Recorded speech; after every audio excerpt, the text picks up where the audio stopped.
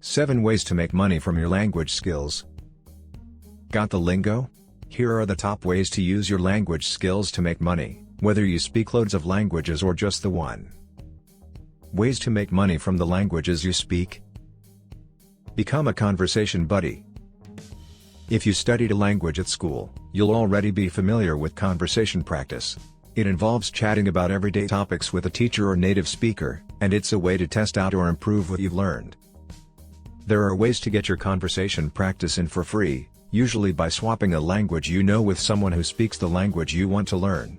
So, if you want to get paid for talking, you need an angle. Create language resources. Teaching doesn't have to be about real-time interaction, there's also demand for language learning resources, from textbooks and quizzes to stories and podcasts. An example is Andre Klein. He writes short stories using basic words and sentences, with an English translation alongside. If that sounds like your cup of tea, head over to our guide to publishing ebooks and have a go yourself. Make language videos on YouTube or a language blog. Settling into a new country can be a tall ask for any international student or expat. Once you throw in linguistic hurdles like slang, cultural references and accents, it's a minefield, which is where native speakers like you come in. YouTube and written blogs are a brilliant way to provide secondary student support, and there can be cash in it too, whether it's revealing what locals are really mumbling about or getting to the heart of the cheeky Nandos. Teach English as a foreign language, TEFL. Whether you're after a side hustle or a fully fledged career, getting a qualification or work experience can help you become a better teacher. Some courses even cover the practical side of things beyond the teaching part, such as how to go freelance, find work, manage your taxes or teach online.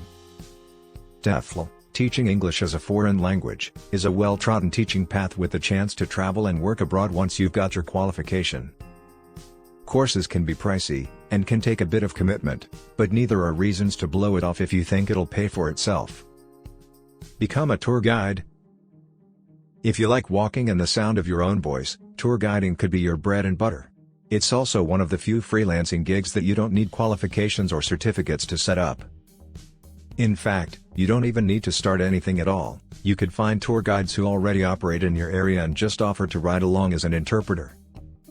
Plan trips abroad for holidaymakers. Jessie Festa, an award-winning travel blogger over at Jessie on a Journey, offers a bespoke travel planning service off the back of her experience as a solo traveler. It's a great business to start while you're still at uni. To do it, you can use your travel experience and freakishly impressive organization skills to put together packages for holidaymakers or business travelers. That could include planning itineraries, researching transport options, suggesting sites or shows to catch en route, and then booking it all, for a fee. Work as a freelance translator.